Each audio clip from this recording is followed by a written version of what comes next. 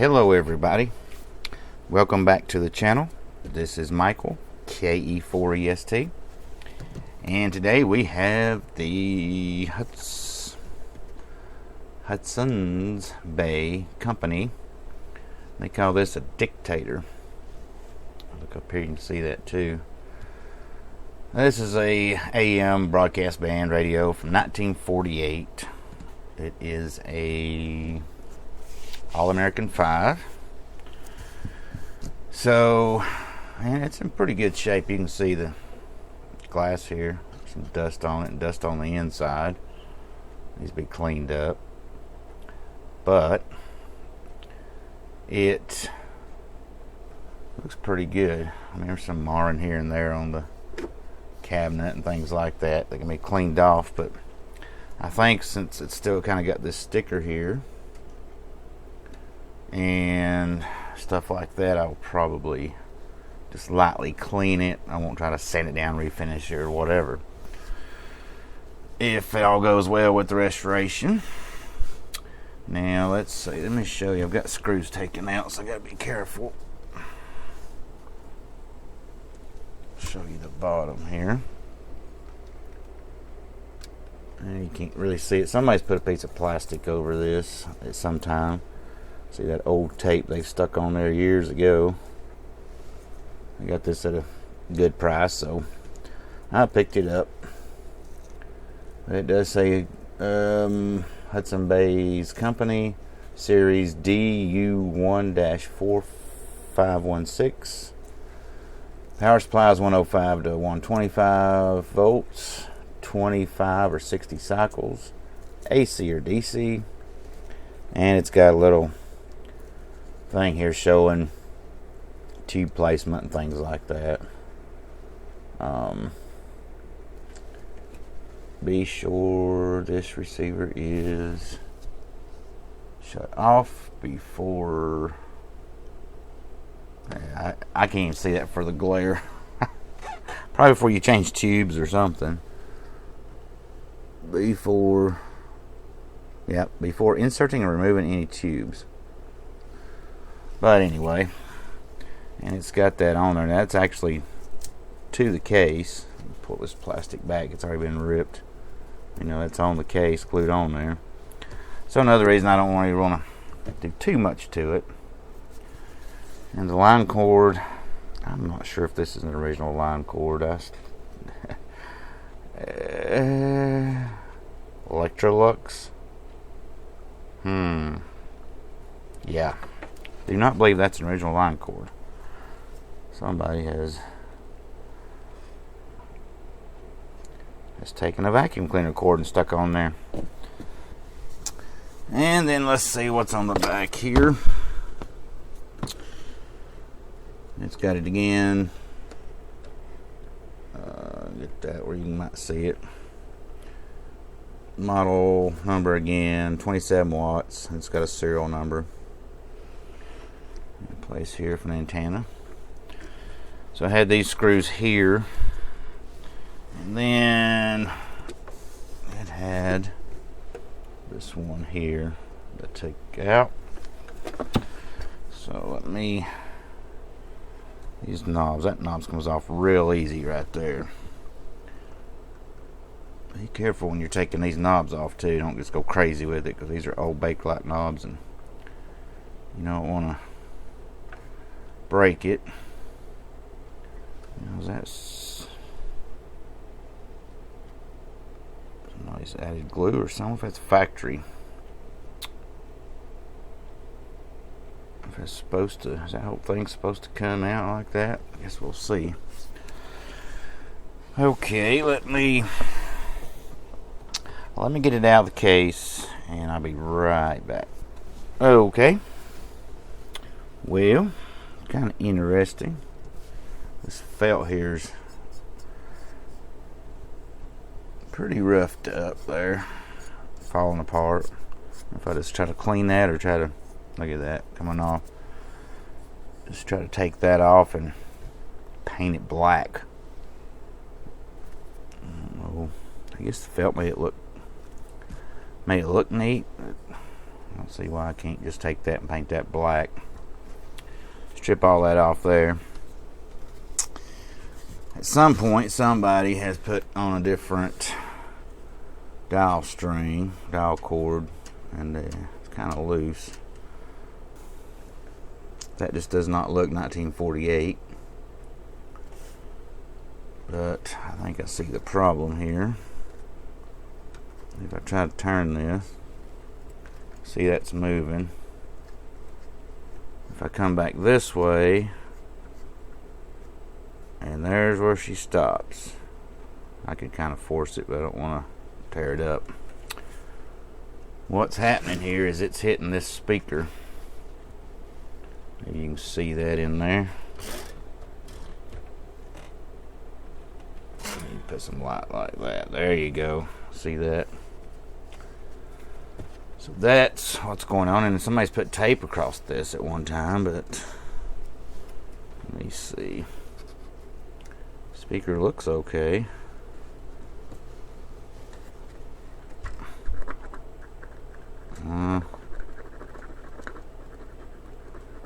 Sounds a little rough though, doesn't it? I don't know if you can hear that. And I can see somebody's put tape on this, I guess. This here, you can take these, stick a flathead screwdriver or something and prise this a little bit and make it tighter, but be careful, don't get crazy with it. Because this is that, what we always grew up calling monkey metal. It looks like a brass, but it'll break easy if you ain't careful. And let's see.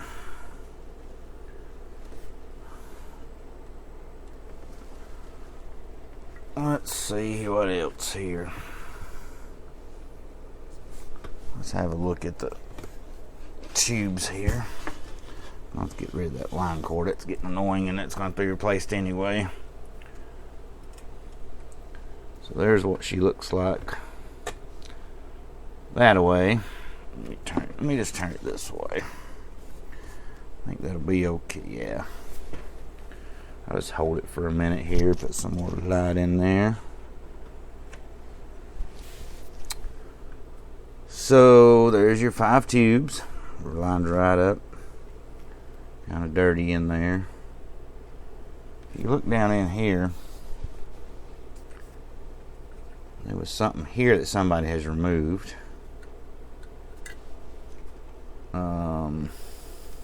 At some point. I don't know when that was. These things are so interesting to get into sometimes. I mean, not just these radios here, but anything, it's older, to see what people's done to it.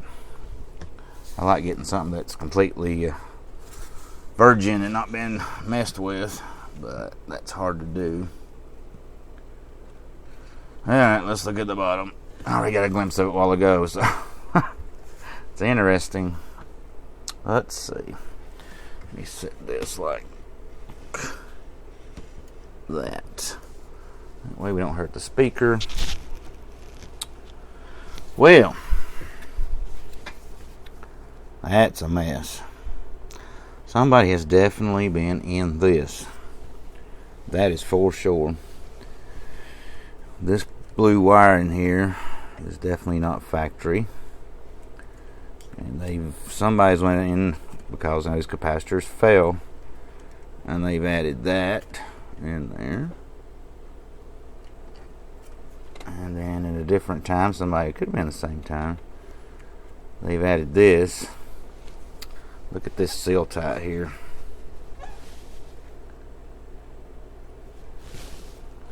See that? Sealed tight capacitors. It's already pushing itself out there.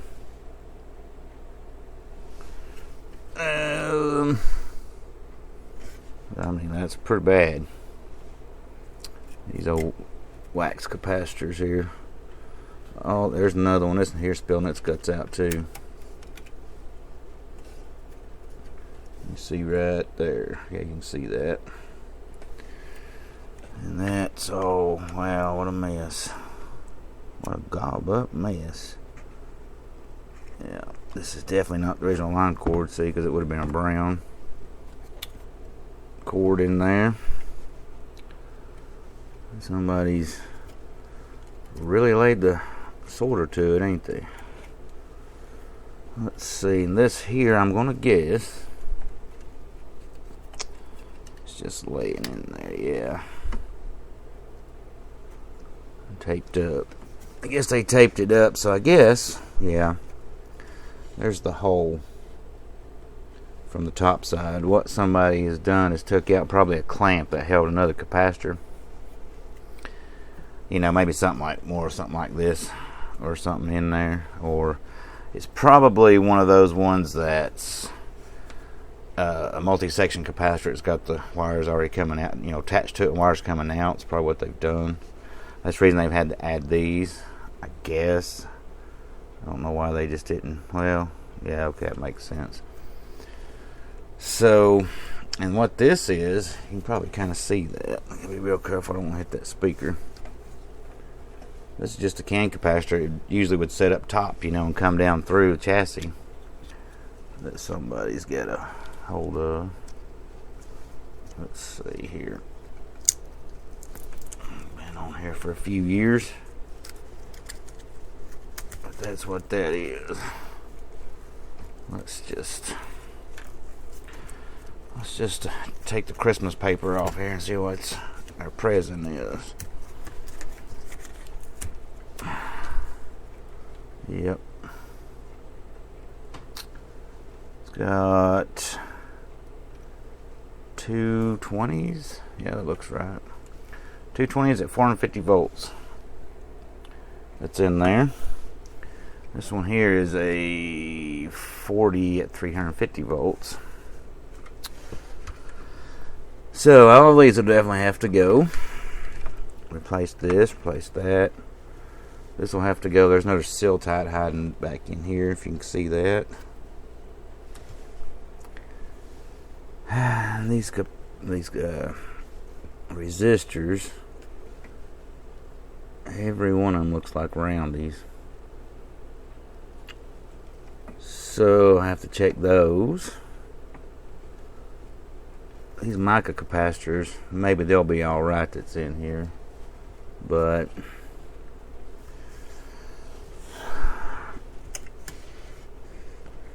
I hope this resistor up here is good. Let's see. Is that it? There. That resistor.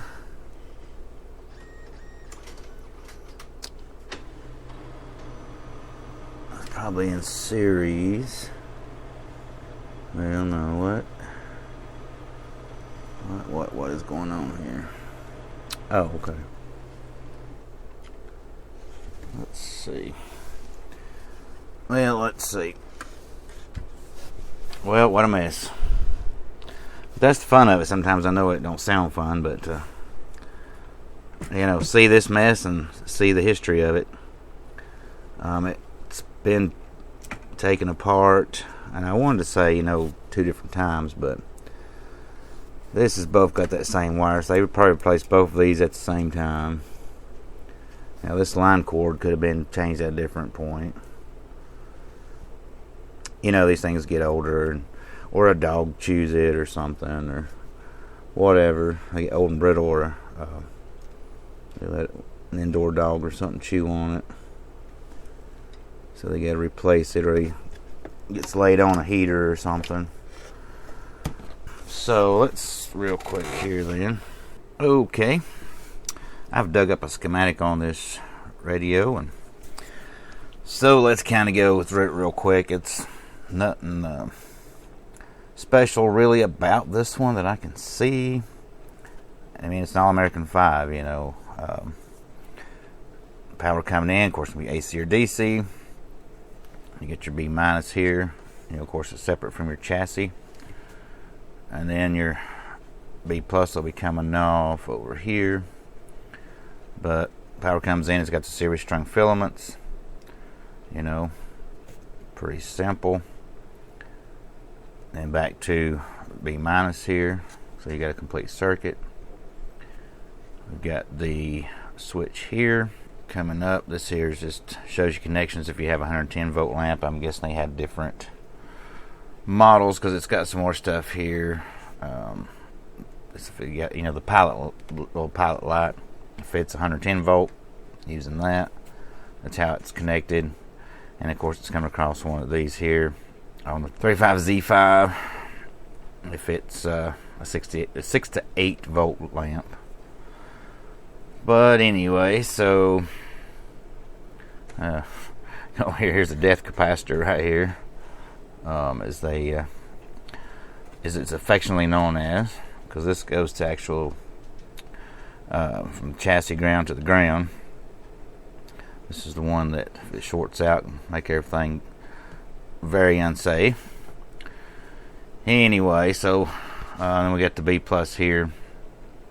You got your voltage here, B plus coming out, going through the winding on the output transformer for the audio, and then coming through and feeding. See, this tube's upside down. They've got it drawn upside down. What normally usually have, it ain't really upside down, it's just the way they've drawn it here. Most of the times the plates are all at the top, but like this one, the plate's at the top. This one here's another that's upside down over here, but you can see it's got, and at least it gives you voltages on this one here. I found somewhere here. Well, anyway, I found another one, and happened to find this one. This one was a lot better. That one was wasn't copied very well. But anyway, if we start back over here, it's pretty simple. You got there's a capacitor here for an external antenna, which there's an external antenna, jack on the back there. And there's that loop antenna in there. Here's your main tuning capacitor that comes back down to the oscillator here. So it's that ganged capacitor when you're looking at them two, both that move at the same time as you turn the knob on the front. One's tuning the antenna, one's tuning this oscillator here. And here's your converter tube, mixer oscillator tube, whatever you want to call it here. Going through your IF transformer. Here's your other IF transformer. Here's your IF amplifier tube. This here's your detector tube, and it also does a preamp, first stage audio amplification, all the way up to 35L6 for your audio output tube. So when you see, like I said, the plate comes here through here, out to the audio. So pretty simple, nothing fancy, nothing. Lots and lots of them look really, really similar to this. I'll do something maybe a little bit different, do this a little different, trying to be different, but pretty simple. Don't say it there somewhere. Does it say it here? Well, it's a 455 kilohertz IF. So anyway, and through the magic of, as they say, of filmmaking, ta-da. So this is what I've done to it here. I went through and replaced the capacitors, that big stuff I've got. They're all back there. This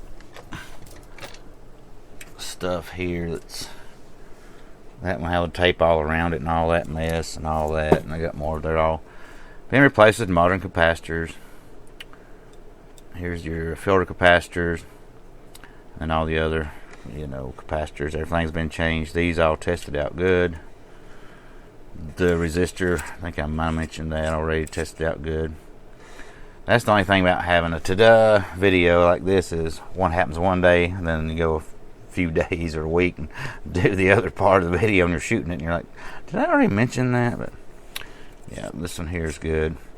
All the resistors, every resistor come out really close. So I just went ahead and left them. But you can see I tried to tie the wire up a little bit and do that. I've got the switch, the hot side's coming in, going through a fuse. Here I did add this fuse here. It's the fast blow fuse that's soldered in. You'd have to do something really crazy for it to blow. So if it blows, there's something wrong in the circuit here, something bad. So you're gonna have to take it apart anyway and figure out what's wrong and replace that fuse. So you're gonna have to, I didn't want to put out no fuse jack in the back or anything like that. But so there it is. Come in, hot sides switch. I put a polarized line cord on it. So cleaned up everything, and so at first, initially, a lot of these I'll change the dowel string on, but this one here, like I said, somebody's changed it before, and they did use some good string, so I didn't change that or anything. Did clean it, a little dust on it already. Did clean some of this up and repaint some of that. Repainted this, looks like it needs another coat. I fixed where this was jammed down into it, just warped. Just had to do that. Hand painted that with a brush, so it ain't the prettiest job in the world, but this ain't one of the ones I was going to completely pull the chassis completely out and take everything out. Sometimes I will, sometimes I won't. And anyway, you can see it's been welded there. So I didn't want to have to, if this was just, and it's welded up here, if it was other way around, if it had some little screws in the side here, I would just pull this plate off and give it a really good clean up and sanding and everything. So I just lightly sanded, get rid of all that fuzzy felt stuff and paint it. And there we go. So now we need to do the alignment, and that I've got here. Oh, here's that other schematic. Same schematic, but somebody's got it in bold letters here what the IF is, and it's got a parts list on it. And some of these are really hard. Some of that writing is really hard to read. But then you go to the other one. I don't know if you can see it in the camera, but it's a lot easier to read what's it saying there. But anyway, so let's see here. Alright, for the alignment, I'll have to get this thing turned on here. But we're going to kind of go over what I'm going to do. And also, if you've watched videos or if you've done these yourself or whatever, they're all pretty straightforward. You can about do it without a schematic. If you do enough of these, you can just about, if you ain't got an alignment procedure, you can still go through and line these up pretty good. The first thing I want you to do is set your signal generator for the first IF. We're going to do the first IF.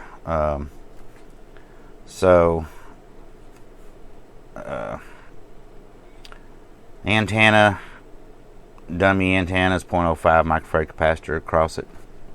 Connect it to your signal generator to the grid of the 12SK7. Set the radio dial 1250, which is all the way over as far as it'll go, pretty much. Set the signal generator 455 kilohertz. And adjust the second IF C12. And it shows you up here. This one here, C12. And then the next thing will be tuning the converter grid. Same thing here. This one they want you to put the signal generator to, I start to say converter, signal generator to the 12SA7s to the converter tube on the grid of the converter tube. Leave the signal generator same, or the radio dial same, signal generator is 455, and then just C12 or C5, and that up here is. This is two different radios that, look similar in similar parts, but just made a little bit different. Got to make them, they do that a lot of times, even nowadays. You buy something, it's all the same inside, but the outside looks a little different, so it looks cool. So, somebody might buy that one over this one. But that would be, C5, and C5's up here. And then we're going to be setting up the broadcast band. So Signal generator goes right in at the antenna jack. And set your dial to 1460. Now this one's kind of hard to.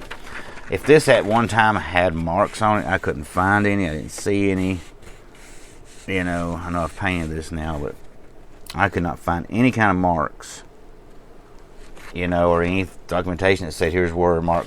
Like you might not see that, but the metal kind of stops here and goes across. The metal stops here, or go by a certain thing. Some of them will show you where to move this dial, set it there. That would be, So I'm just going to have to go 460, tune it in 1460, and adjust for maximum output.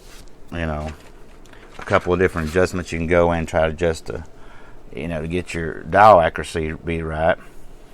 This one here, if it's pretty close, being a lower cost one at the time, what you can do, I don't know if I can see that in the camera good, but where this, is on, it looks like this in the back, something like that, and that dial string goes down inside there and it clamps around it. You can just ease it up a little bit and slide it back and forth till you get it, so that it'll be, when you tune in 600 AM, it'll be there. If you go 1000 AM, it'll be on 1000. We're pretty relatively close. This ain't digital accuracy. And, most of the time, things like this, if I'm, I tune in a station, it's around 1000 AM. And it's not, let's see if I can just show what I'm trying to say here without moving too many. Watch what I'm doing back there. If you got your needle pointer, where'd my pointer go?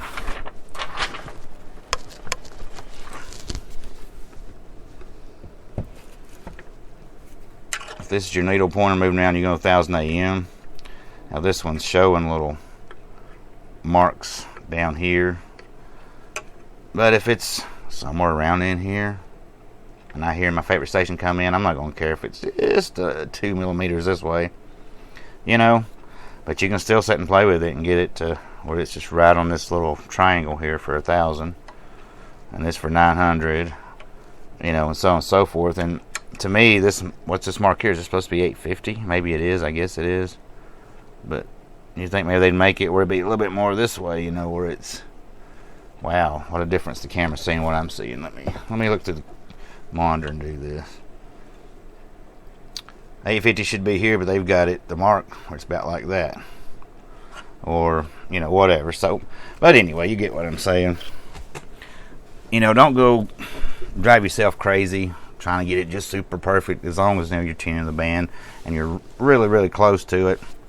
It's an old analog indication dial, what it is. It's not a calibrated thing like a VTVM where you can even at least calibrate it, So, don't go crazy on it and think you ain't got it. If as long as it's close enough and it goes back and forth and gets, you'll be fine. So let me get the radio warmed up a little bit and get everything set up, and I'll be right back.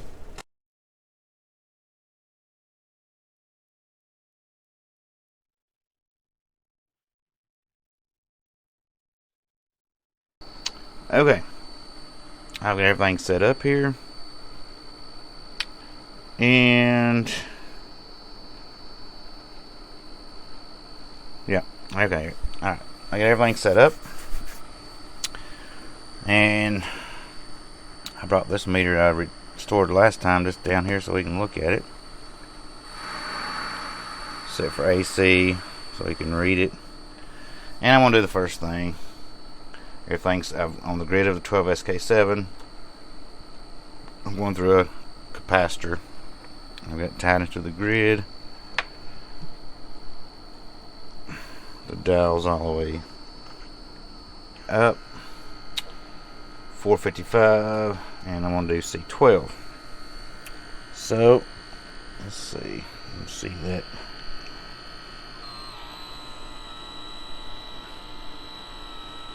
Meter.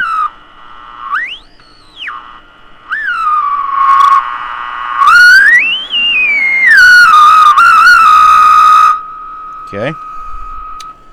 Turn it back down just a minute. You put a dummy load across the speaker.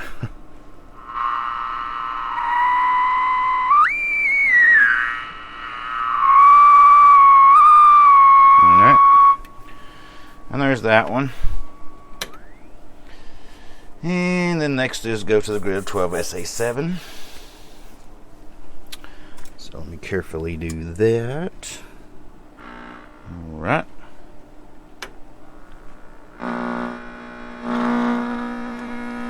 Sounds a little weird, don't it?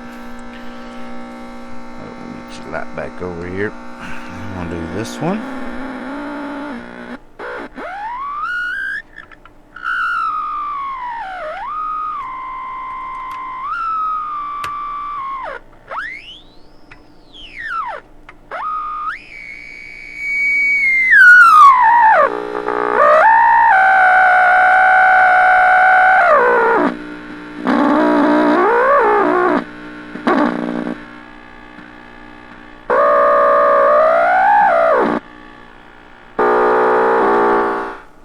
Okay.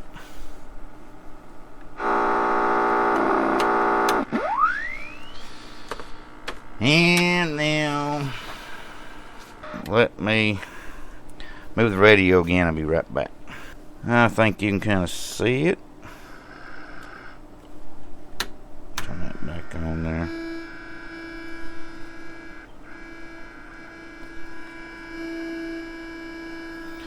And I'll come right in here and adjust. A little hole in here you can go in.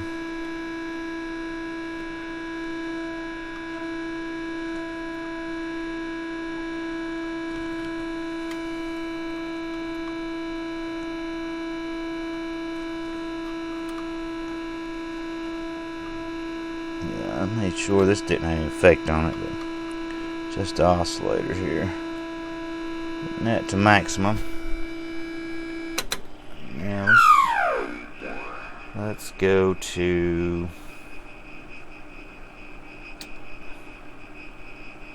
around 600. That's pretty close. If you can see, no, you can't see the see it in the background there, but there's 600. Whoop. Blast everything out here. Let's go down and find that one.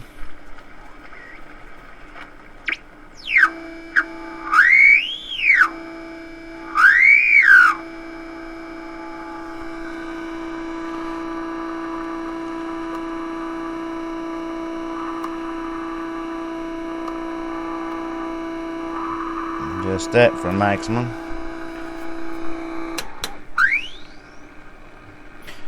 And like I've said before, you want to go over this a few times back and forward, not as quick as I done it. I'm just kind of showing you, demonstrating it, but you want to go a little more than that. I can tell this thing's trying to receive though. You can probably hear that.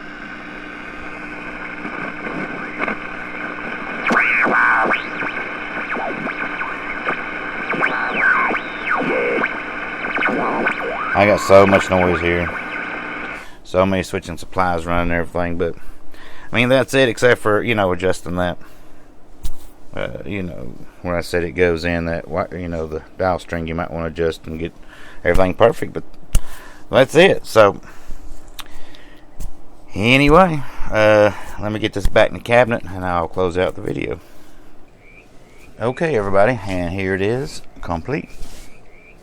It turned out really good. It works really good. Everything sounds good on it. It's all, I can't really show you right here like I want to. I've got to come up with a better setup. There's so many electronics and so much stuff, it just, all you hear is noise really. So what I've got to do is come up with a better way to set it up, and so we can listen to some of these things. But, or maybe next time I do one of these, I'll take it out another part of the house or something and just set up, you know, a quick camera and hey, here it is, you know, and tune through it. But anyway, I hope you've enjoyed this video, and I wanted to, you know, get it done, get it finished up. It's taken way too long to get this one done, so I want to get it done. And but like I said, maybe the next time I'll come up with a better solution for that. But anyway, I hope you've enjoyed the video. If you've liked it, you know, hit that like button down there. Subscribe if you haven't subscribed. And until the next video, this is Michael, KE4EST 73.